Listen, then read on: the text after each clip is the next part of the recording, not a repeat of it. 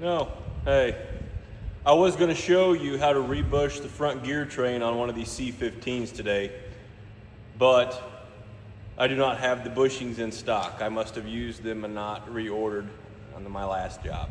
So maybe that'll have to wait till tomorrow. But while I do major work on the front of an engine like this, it is always a good time to replace probably one of the most overlooked filters on your entire truck. It's your power steering filter. Now I know a lot of you guys, I would say maybe 50%, just went, I ain't got no power steering filter. Let me show you.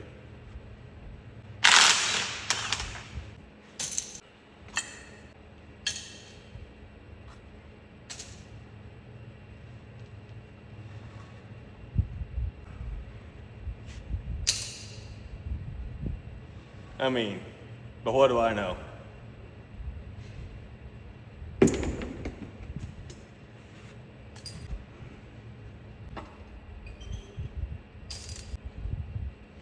While I have this front of this engine tore apart, I'm gonna go ahead and clean all this up because this is the dump truck that we put the head on with the thinner spacer plate. So we'll get this cleaned up so we can get it painted and go back together with a new filter.